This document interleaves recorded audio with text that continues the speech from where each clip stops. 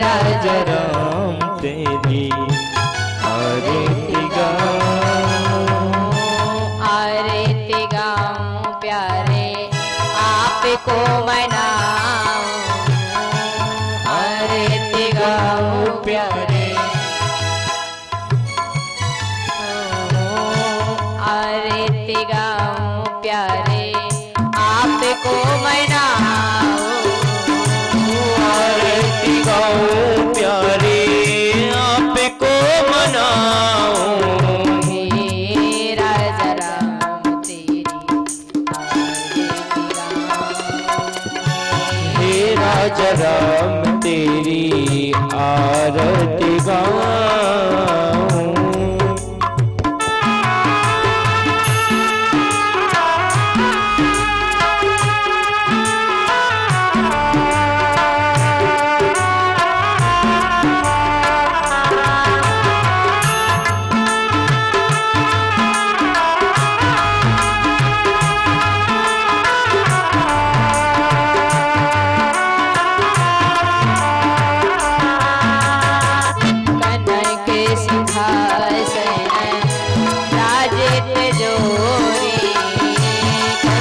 सिंहासन राजत जोड़ी, दशरथ नंदन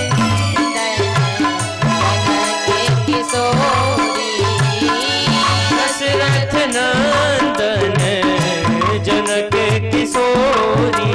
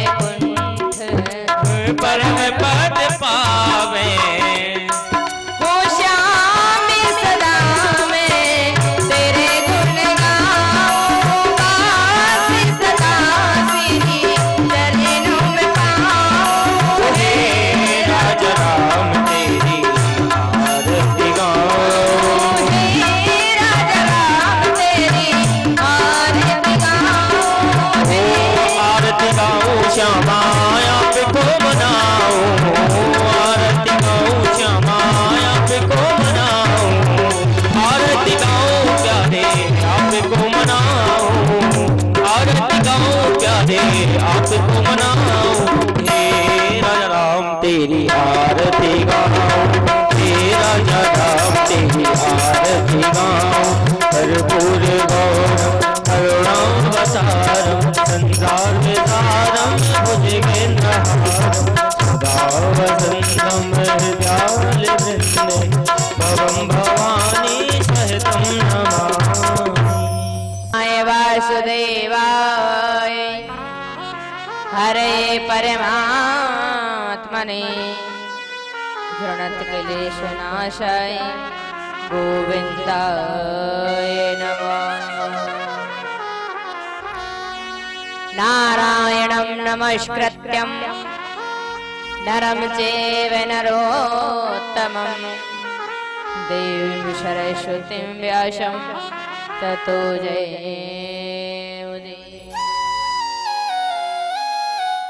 या देवी सर्वभूतेषु मातृरूपेण संस्थिता नमस्तस्यै नमस्तस्यै नमस्तस्यै नमः। राम रामेति रामेति रमे रामे मनोरमे सहस्रनाम तत्तुल्यं राम नाम वरानने। हे हनुमान विराजियो कथा होते तुम आस, और सुच सेवक तुम राम के मैं चरणन की दास। लिया जन्म संसार में कि ज्ञान हरि से है, और वे नरे से जाएंगे ज्यों मूले का। तुलसिया संसार में दो ही आवत काम, मुट्ठी देना अन्न की और लेन हरि को नाम।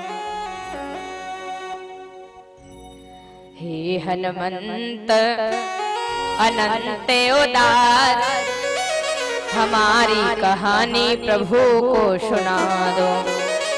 जीवन का वह धाम जगा, प्रभु नाम की डोर हमें भी थमा। यदि आप ही त्याग दिए महावीर, अपनाई न को हमें समझा दो।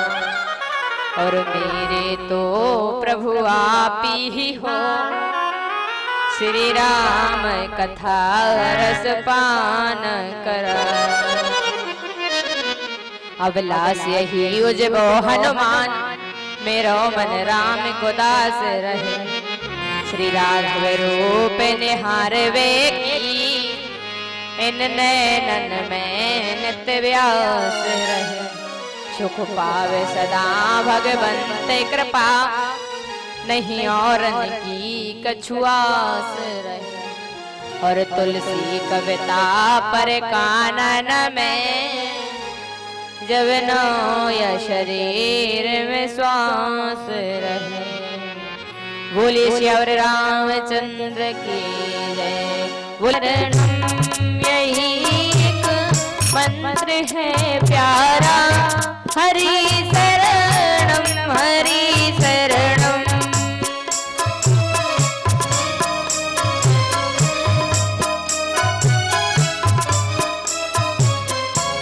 यही एक मंत्र है प्यारा, यही एक मंत्र है प्यारा, हरि शरणम हरि शरणम।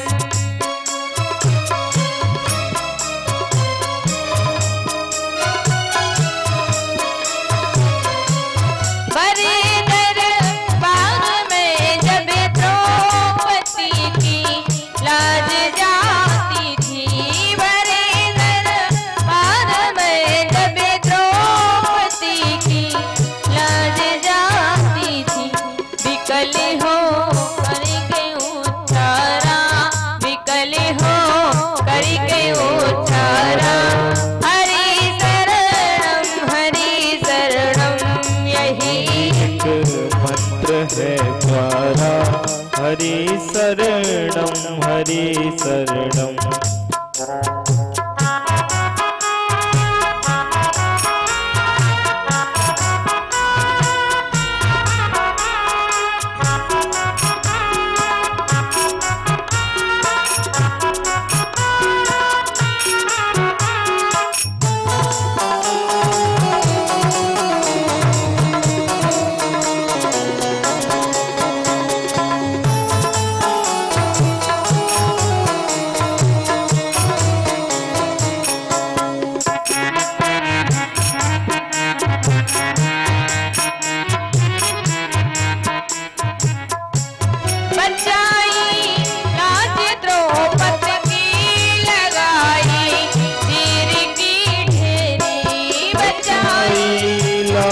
द्रौपदी की लगाई चीर की ढेरी। बचाई लाज द्रौपदी की लगाई चीर की ढेरी। बचाई लाज द्रौपदी की लगाई चीर की ढेरी। दुशासन खींच के हारा, दुशासन खींच के हारा, हरि शरणम हरि शरणम। दुशासन खींच के हारा हरि शरणम हरि शरणम। यही एक मंत्र है प्यारा, हरि शरणम हरि शरणम। यही एक मंत्र है प्यारा, हरि शरणम हरि शरणम।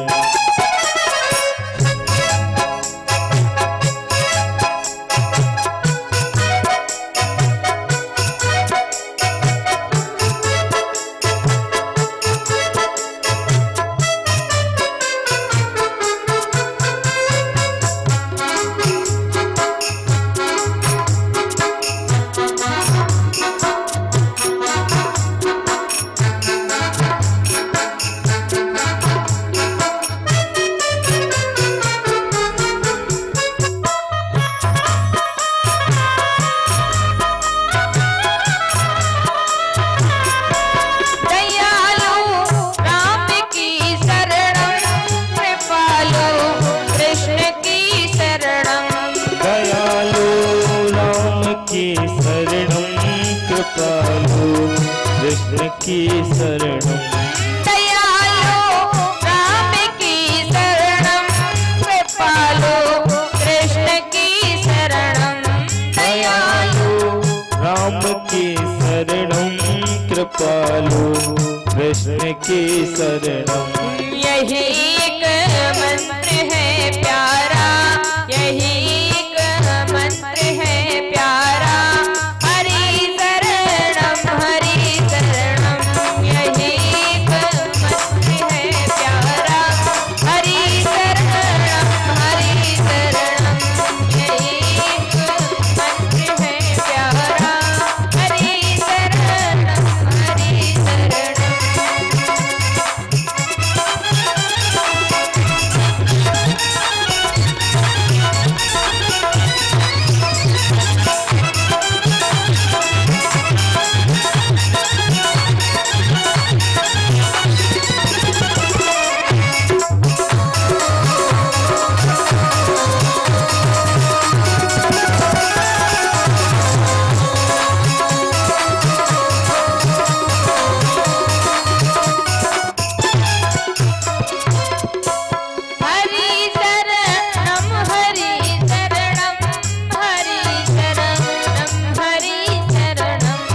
हरि शरणम हरि शरणम हरि शरणम। हरि शरणम हरि शरणम, प्रभु शरणम हरि शरणम। हरि शरणम हरि शरणम हरि शरणम हरि शरणम। यही एक मंत्र है प्यारा, यही एक मंत्र है प्यारा, हरि शरणम हरि शरणम। यही एक मंत्र है प्यारा, हरि शरणम हरि शरणम।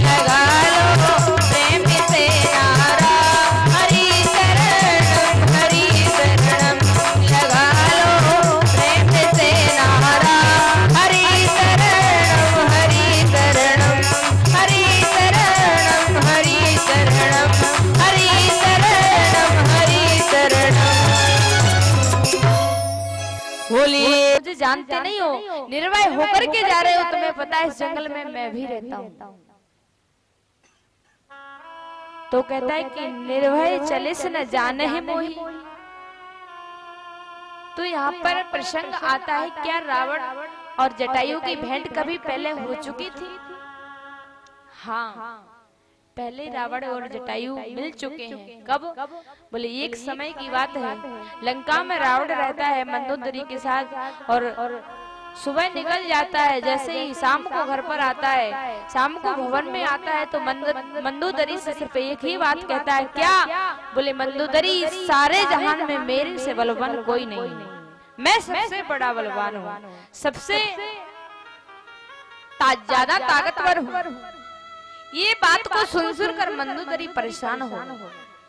एक दिन नारद बाबा आए लंका में, मंदोदरी के पास कुशलता पूछी तो मंदोदरी कहती है, बस मुनिवर मैं सब कुशल हूँ, लेकिन एक बात मुझे बहुत सताती है। बोले कौन सी? बोले जब भी पतिदेव बाहर से घर वापस आते हैं तो शाम को मेरे से सिर्फ एक ही बात कहते हैं कि मेरे से बड़ा बलवान इस संसार में कोई नहीं है, मैं सबसे बड़ा बलवान हूँ। इसकी दवा क्या है? नारद बाबा कहते हैं कुछ नहीं, इसकी दवा एक ही है, जब वो बोले आपसे तो आप सिर्फ एक बात कह देना। बोले कौन सी? यही कह देना, आप झूठ मूठ का अपने सर में दर्द बना लेना और कह देना कि मेरे सर का दर्द तभी ठीक होगा जब आप गीधराज का रक्त मेरे पास ला करके दवा के रूप में दान करेंगे तब। जैसे ही महाराज इतनी वाणी आज नारद बाबा मंदोदरी को बता के चले जाते हैं, और ठीक शाम की वेला में जैसे ही रावण घर पर आया तो मंदोदरी आज अपने मस्तिष्क में सर में दर्द लेकर के शयन कक्ष में पहुंच जाती है। जैसे ही रावण घर पर पहुंचा, अपने भवन में पहुंचा, तो देखा कि मंदोदरी है नहीं, मंदोदरी शयन कर रही है। कारण देवी कहती है कुछ नहीं, आज मेरे सर में थोड़ा सा दर्द है। और जैसे ही महाराज दर्द की बात आज रावण ने सुनी तो रावण सारे लंका के वैद्यों को बुला लिया, अनेकों वैद्यों से दवा करवाई, उपचार करवाया। जैसे ही एक आध घंटे बाद फिर रावण ने पूछा तो मंदोदरी कहती है, स्वामी अब बस आप चुप रहिए, क्योंकि अब मेरे सर का जो दर्द है ना वो और ज्यादा बढ़ गया है। तब रावण कहता है कि देवी ये बताओ, ऐसा आपके सर में दर्द कभी और हुआ है या आज पहली बार हो रहा है? तब मंदोदरी कहती है कि स्वामी सिर्फ एक बार हुआ था, जब आपसे मेरा विवाह नहीं हुआ था उस समय। बोले कैसे ठीक हुआ था? बोले मेरे पिताजी ने वैद्य के द्वारा गीधराज का रक्त मंगवाया था, उससे ठीक हुआ था। बोले अरे देवी पहले से बता देती हैं आप, अभी जाते हैं, अभी लेकर आते हैं। रावण गया जंगल में यही गीधराज जटायु मिल गए तो कहने लगा आगे जाके, बोले जटायु राज हमें आपका रक्त चाहिए, हमें आपका खून चाहिए। जैसे ही महाराज इतनी बात जटायु ने सुनी तो कहने लगे गीधराज के भक्त, आपको पता है बोले रक्त किसी का रक्त तब मिलता है जब उससे युद्ध करना पड़ता है। रावण कहने लगा अरे आप मेरे से युद्ध करने के लिए कह रहे हैं, शायद आप मुझे जानते नहीं हैं। गीधराज कहते हैं हम जानते हैं, युद्ध करिए। तो महाराज कहते हैं कि 27 दिन तक रावण का और जटायु का युद्ध चला।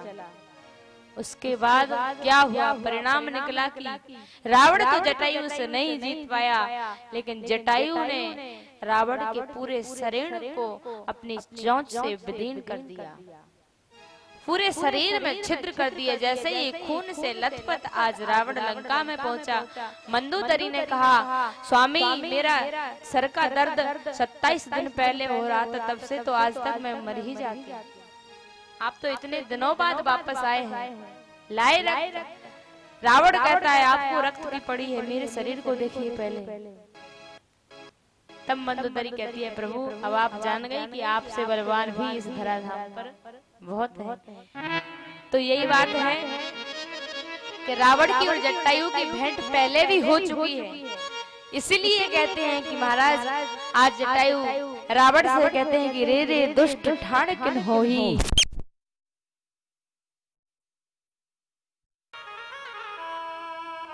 आज महाराज जटायु महाराज की दशा देखी, ठाकुर जी पास में गए, महाराज देखा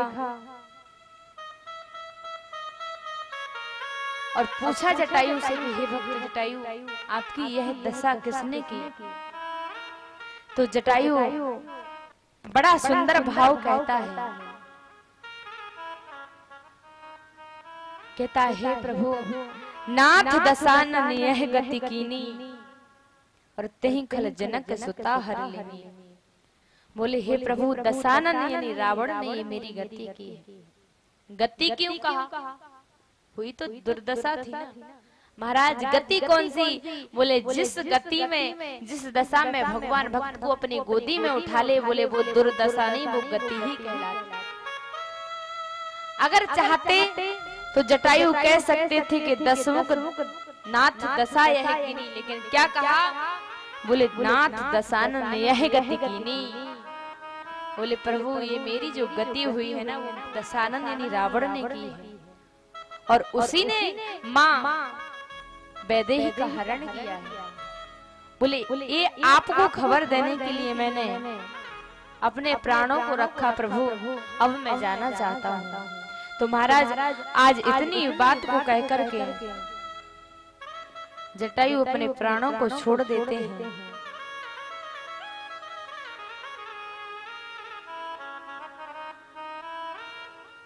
आज महाराज अपने नैनों से निहारते निहारते जटायु ने अपने प्राणों को छोड़ दिया। ठाकुर जी ने जो गति अपने पिताजी को भी नहीं दे पाई, वो गति आज ठाकुर जी ने जटायु को दी है। बताओ कौन सा गुण है जटायु में जो सुगुण पर भगवान रीझ जाते हैं। किसी भक्त ने बहुत सुंदर गाया है और कहा है,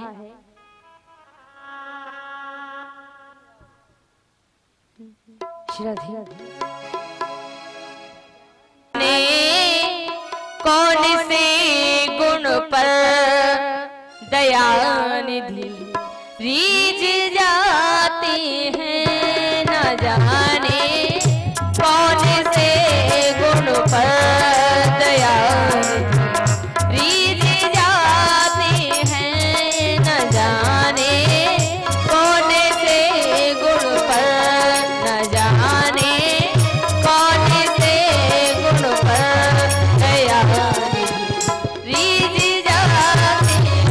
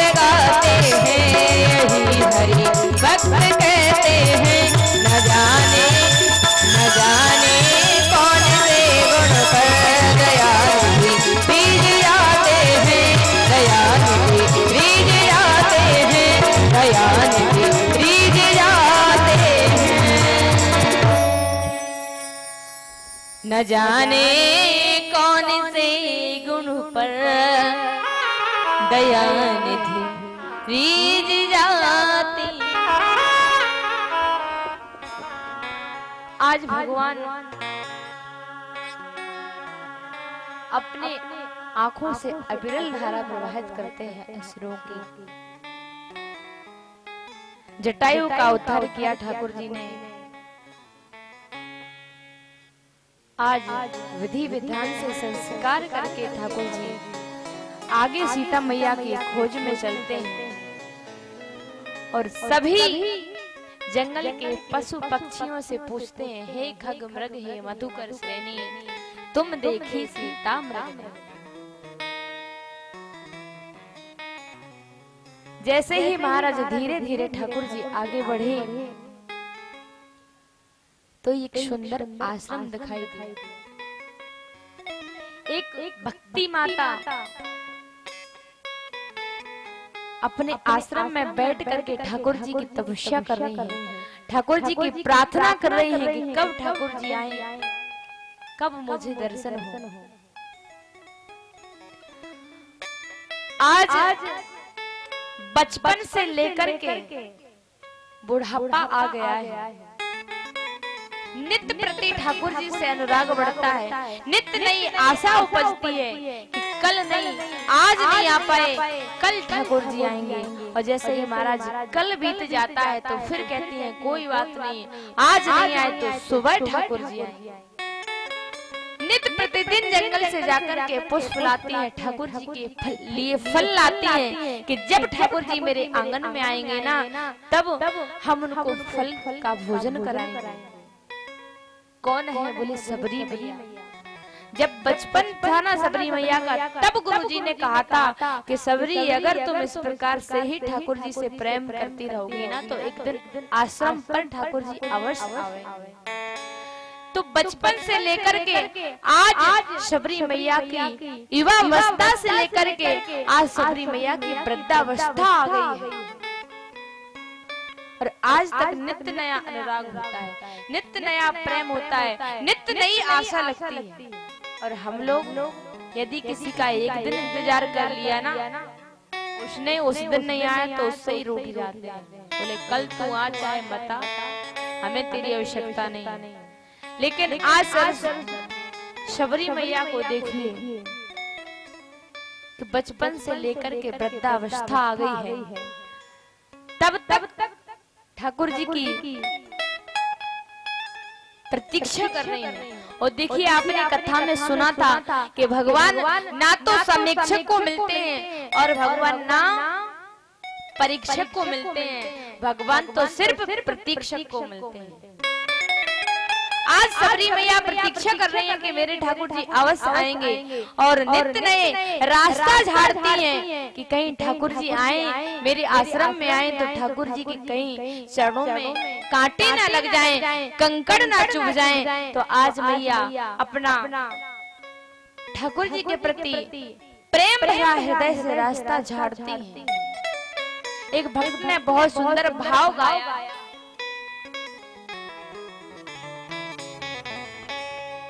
कहा है भक्त से, हुबिलनी करती रसता साप, मेरे घर राम पधारेंगे।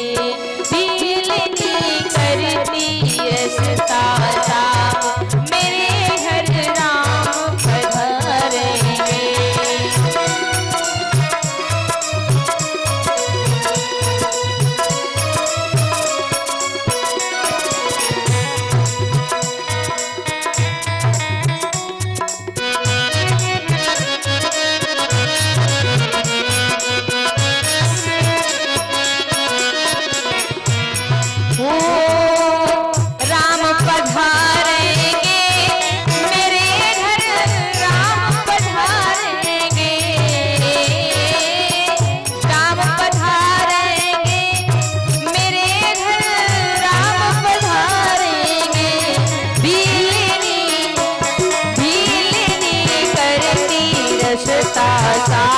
मेरे घर राम पधारेंगे।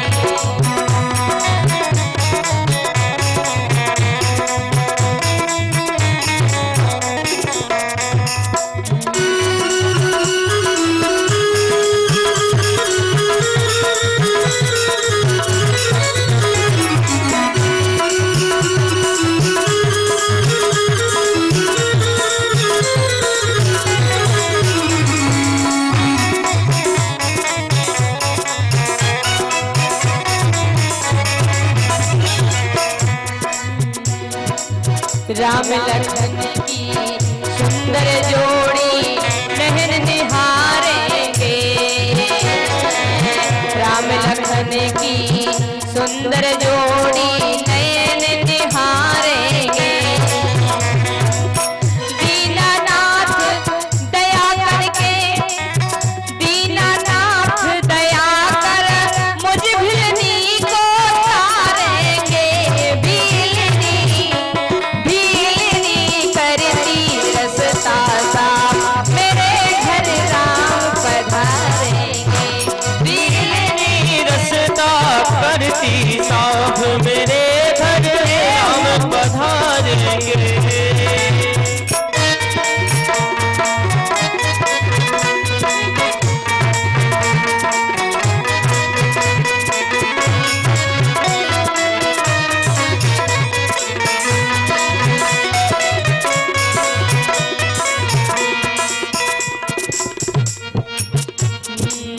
शोभाधाम राम रज कुलमणि संकट टारेंगे।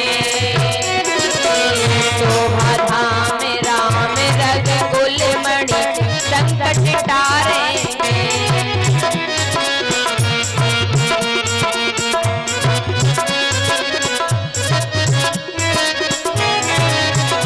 और जन्म जन्म की मैं दुखिया, जन्म जन्म की मैं दुखिया मेरे कष्ट मिटाएंगे। भीलनी करती रसता साफ मेरे घर राम पधारेंगे।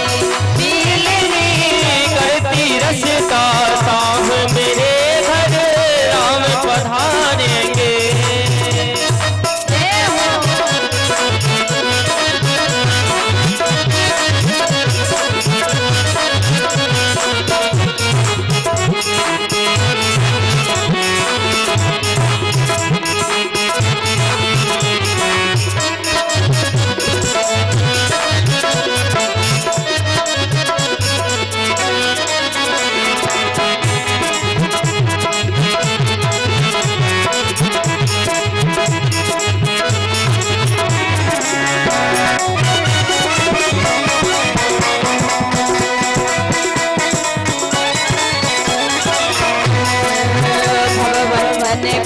खंडन कर मेरो जन्म सवारेंगे। भवबंधन खंडन कर मेरो जन्म सवारेंगे।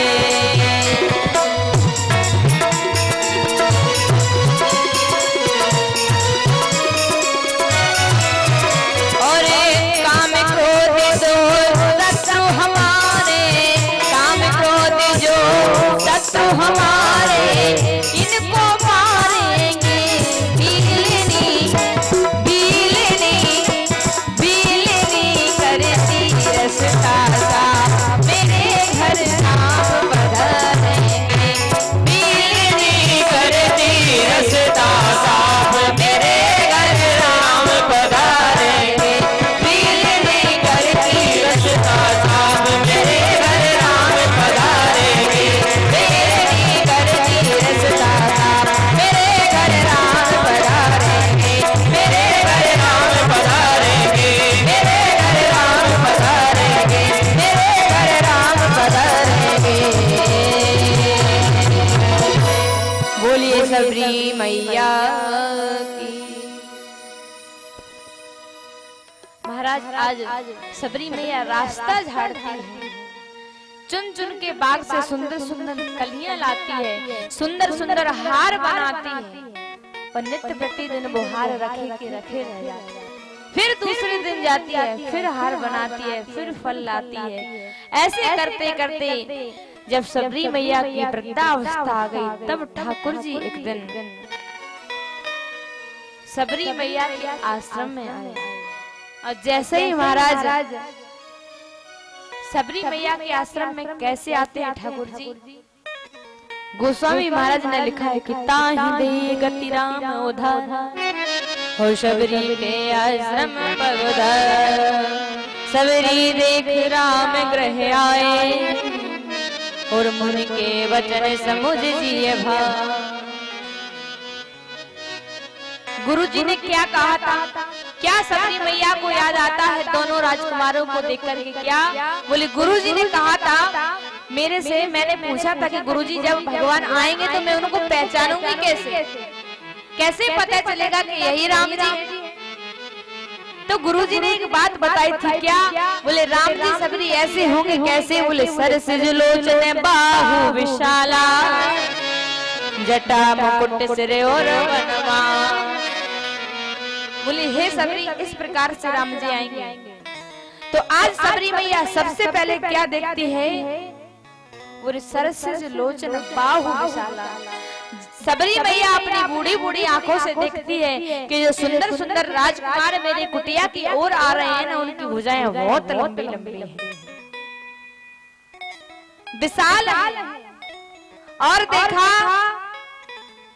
बुरे जटा मुकुट, माथे पर जटाओं का मुकुट बना हुआ है।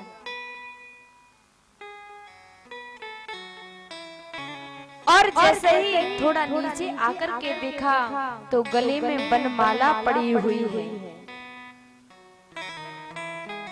आज सबरी मैया ने इतना देखा तो कहती है कि जटाएं कोई और बना सकता है, भुजाएं भी किसी और की हो सकती हैं, गले में बनमाला भी किसी और की हो सकती है। गुरुजी ने एक पक्का कारण बताया था। वो कौन था? बोले श्याम गौरी सुंदर दो भाई, श्याम गौरी श्याम गौरे सुंदर दो भाई, श्याम गौरे सुंदर दो भाई। जैसे ही श्याम और गौर सुंदर देखा सबरी मैया ने तो सबरी परी चरण लपटाई, सबरी परी चरण लपटाई। प्रेम मगन मुख बचन नयावा, प्रेम मगन मुख बचन नयावा। पुनि पुनि पद सरोज सिर नावा, पुनि पुनि पद सरोज सिर नावा। सबरी मैया ने एक मेन जो निशानी गुरुजी ने बताई थी। क्या बोले? एक तो श्याम रंग के होंगे और एक गौर वर्ण के होंगे। जैसे ही सबरी मैया ने देखा कि श्याम गौर सुंदर दो भाई, तो इतना ही देखा तो दौड़ करके सबरी मैया गई और सबरी परी चरण लपटाई, चरणों में दंडवत करने लगी, पुनि पुनि प्रणाम करने लगी। प्रेम मगन मुख बचन न आवा और पुनि पुनि पद सरोज सिर नावा। आज सबरी मैया बार बार ठाकुर जी के चरणों में सिर नवाती हैं और आंखों से इतनी अश्रु की धारा प्रवाहित हुई कि ठाकुर जी के अश्रु से ही चरण पकड़े। आज सबरी मैया को जलाने की आवश्यकता नहीं पड़ी, इतने अश्रु की धारा बही। ठाकुर जी ने अपने दोनों हाथों से सबरी मैया को उठाया। सबरी मैया कहती हैं आइए प्रभु आश्रम में पधारिए। आज जैसे ही ठाकुर जी आश्रम में आए तो सबरी मैया एक पागलों की भांति व्यवहार करती। आज महाराज सबरी मैया फिर पुनः जल लेकर के आती हैं और ठाकुर जी के चरणों को धोती हैं, सादर जल ले चरण पखारे, पुनि सुंदर आसन बैठारे। फिर ठाकुर जी को आसन पर बिठाती हैं और कंदमूल फल सुरस अति दिए राम कहुआ और प्रेम सहित प्रभु खाए बारंबार बखान। आज कंदमल फल मैया सबरी लाकर के देती है ठाकुर जी को। ठाकुर जी प्रेम सहित खाते हैं। आज महाराज जैसे राम जी फलों को खाते हैं तो एक फल खाते हैं, फिर बड़ाई करते हैं, फिर थोड़े समय तक फिर फल खाते हैं, फिर बड़ाई करने लगते हैं। आह कितने मीठे फल है माँ, आप बड़े मीठे मीठे फल लाए। आज इस प्रकार से ठाकुर जी फल खा रहे हैं। लक्ष्मण भैया बैठे हैं। लक्ष्मण भैया से कहा भैया तुम भी खाइए ना। फिर लक्ष्मण भैया नहीं खाते, कहते भगवान धन्य है आप एक भक्त के जूठे बेर खा रहे हैं। तो देखिए जरूरी नहीं है कि थाली में सूखी रोटी है या फिर 56 प्रकार का भोग है। बोले भोग में स्वाद तो तभी आता है जब भाव होता है। आज सबरी मैया का भाव है तो ठाकुर जी कंदमूल फल यानी बेर खा रहे हैं। और जब कृष्ण अवतार हुआ था ना तो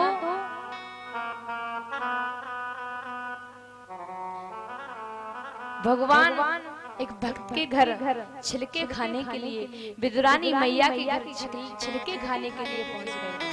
तो कहते हैं कि जो स्वाद काकी मुझे छिलके खाने में आ रहा है ना, वो स्वाद मुझे केला की गिरी खाने में नहीं मिलेगा। क्योंकि जो आप केला खिला रहे हो ना, उनमें वो भाव नहीं है जो आपने छिलके खिलाए थे। आज सबरी मैया भगवान को छिलके खिलाती है और कहती है, हे भगवान यदि आप प्रभु रोज ही दर्शन देते रहते तो क्या भाग्य की सराहना। कहते हैं भगवान भक्तों के घर आप नित्य प्रतिदिन आते रहा। विनय करती है ठाकुर जी के चरणों में।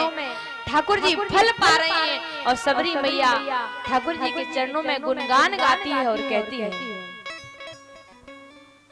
वो दर्शन के नए नवावरे दर्शन दिया करो, दर्शन के नए नवावरे दर्शन दिया करो, दर्शन के नए नवावरे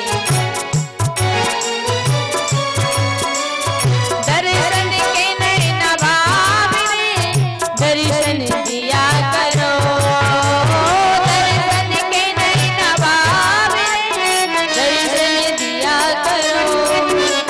भक्तों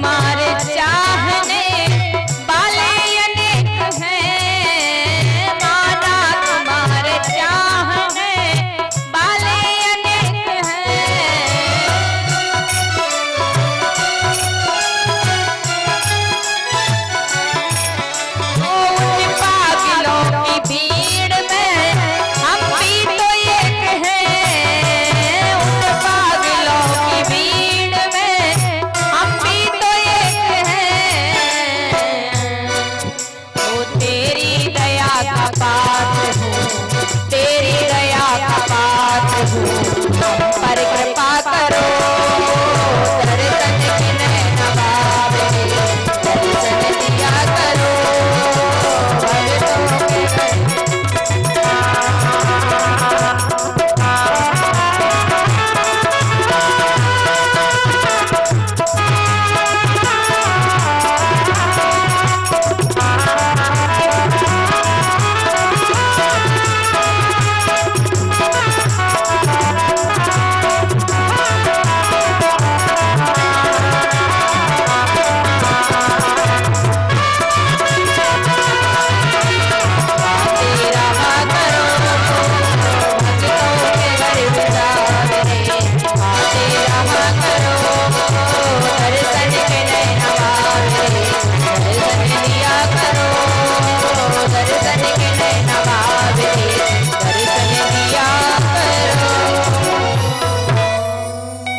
प्रथम भगति संतन कर संगा, दूसरी रति मम कथा प्रसंगा, दूसरी रति मम कथा प्रसंगा, कथा प्रसंगा। बोले हे माँ, प्रथम भक्ति संतन कर संगा। बोले जो जीवन व्यक्ति के जीवन में सबसे पहली भक्ति आती है ना, वो संतों के सत्संग से आती है। संतों का संग करने से उस व्यक्ति को प्रथम भक्ति प्राप्त हो जाती है। और दूसरी रति मम कथा प्रसंगा, और जैसे ही हमें बोले पहली भक्ति प्राप्त होती है ना, संतों का सत्संग मिलता है, तो आपको पता होगा कि संतों के सत्संग करने से दूसरी भक्ति अपने आप आ जाती है। कैसे? बोले संतों का सत्संग करेंगे तो संतों के सत्संग में क्या मिलता है? बोले ठाकुर जी की कथा, ठाकुर जी के प्रसंग। तो दूसरी रति मम कथा प्रसंगा, तो जो व्यक्ति पहली भक्ति करता है उसको दूसरी भक्ति सहज में ही प्राप्त।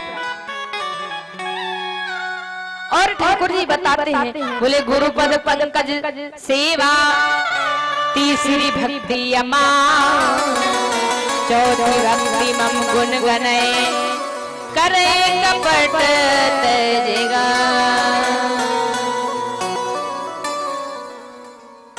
बोले गुरु पद पंकज सेवा, जो गुरुदेव के चरणों में रहकर के गुरु जी की सेवा करता है, वो तीसरी भक्ति है। और बोले कैसे? छल कपट छोड़ करके। और छल कपट कैसा? बोले मुंह पे बड़ाई करें और बाद में गारी देवे, तो ये क्या है? बोले ये छल कपट है ना। और महाराज आज की दुनिया में छल कपट ही दिखाई देता है। कैसा? बोले गुरुजी आ गए तो अरे गुरुजी आइए, दौड़ करके चरण स्पर्श करेंगे, और गुरुजी जब निकल जाएंगे तो कहेंगे बड़ा ठगिया है, उल्टी सीधी गाली बकते हैं। तो महाराज ये छल कपट जिसके हृदय में ना है ना, उसे भक्ति कभी नहीं मिलती, चाहे आप फिर 24 घंटे सत्संग में बैठे। इसलिए कहते हैं आप यदि सत्संग में बैठे हैं ना, तो छल कपट छोड़ना चाहिए, छोड़ दो, त्याग कर दो उसका। कहते हैं जो निष्कपट होकर के निष्भाव से सदगुरुदेव जी के चरणों में सेवा करता है, उसको तीसरी भक्ति प्रदान हो जाती है।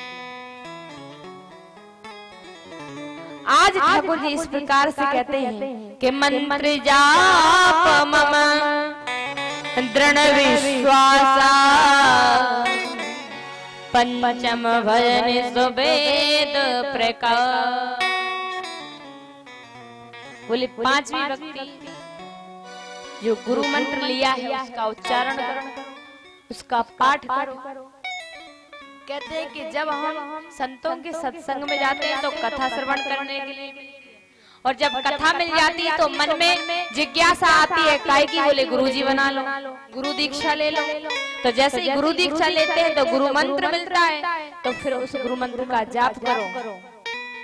तो गुरु मंत्र का जाप करने से बोले पांचवी भक्ति प्रदान होती है। अच्छा ये बताओ, इतने लोग यहाँ पर बैठे हैं, गुरु दीक्षा किसने ले ली? किसी ने नहीं ली। कहते हैं कि जब तक व्यक्ति गुरु दीक्षा नहीं लेता ना, तब तक उसका ठाकुर जी के यहाँ अवतार नहीं होता। हमारी अशोक भैया जी कह रहे सिर्फ हम ही ने ली इधर और किसी ने नहीं ली।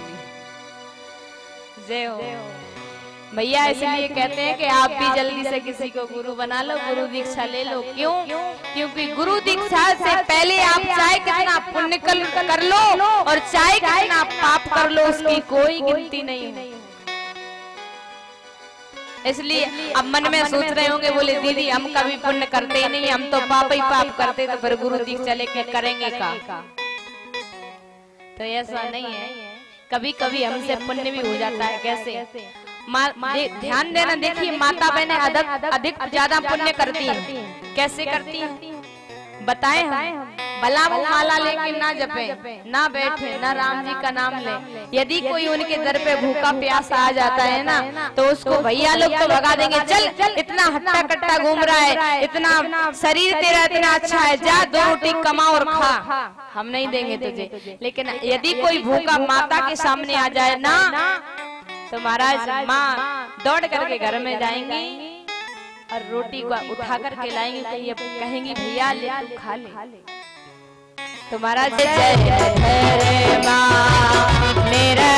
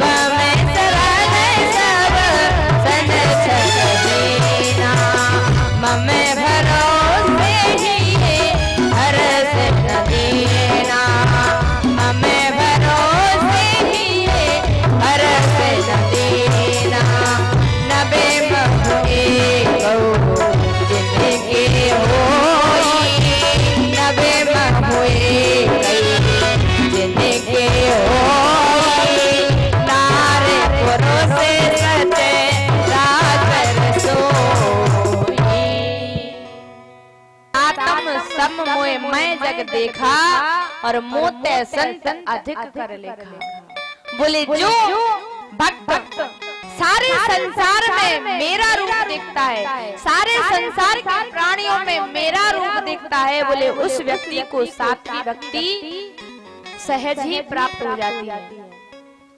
कैसे? बोले सिया राम मैं सब जग जानी और करहु प्रणाम जोर जोर। तुलसीदास जी महाराज भी सारे संसार में यदि किसी को देखते हैं तो सिर्फ सिया राम जी को देखते हैं। तो भगवान कहते हैं कि जो सारे संसार में मेरा दर्शन करता है उसको सात्विक भक्ति प्राप्त हो जाती है और आठव जथा लाभ संतोषा। और सपने नहीं देखे पर दोषा। बोले आठवीं भक्ति तो उस व्यक्ति को मिलती है जो सपने में भी परदोष ना देखे। परदोष मतलब पराया दोष, पराई की कमी ना निकाले। लेकिन महाराज आज की दुनिया में ये असंभव है, क्योंकि अपने दोष नहीं देखते, सबसे पहले तो पराई देखते। व्यक्ति ये नहीं देखता कि मैं कितना बुरा हूँ, दूसरे की बुराई निकालता। अरे जिस दिन आपको अपने खुद में बुराई दिखना प्रारंभ हो जाएंगे ना, तो उस दिन से आपको ये दुनिया के सारे लोग अच्छे लगने लगेंगे। लेकिन महाराज आज हम अपनी बुराई नहीं देखते, सामने वाले की देखते हैं। भगवान कहते हैं जो संसार वासियों की बुराई अपने सपने में भी ना देखे, उस व्यक्ति को आठवीं भक्ति प्रदान होती है। नौवीं भक्ति कौन सी? बोले नवम सरल सब सन छलहीना और मम भरोसे हरस रसना। बोले जिस व्यक्ति का हृदय सरल हो, सरस हो, उस व्यक्ति को नौवीं भक्ति प्रदान। तो महाराज आज की दुनिया में सरल तो कोई नहीं है, हमें सिर्फ दो ही भक्ति मिल सकती है। कौन सी? बोले प्रथम भगति संतन कर संगा और दूसरी रति मम कथा प्रसंग। और वो दो ही भक्ति हमें जीवन में मिल रही, तो दो ही भक्ति को हम लाभ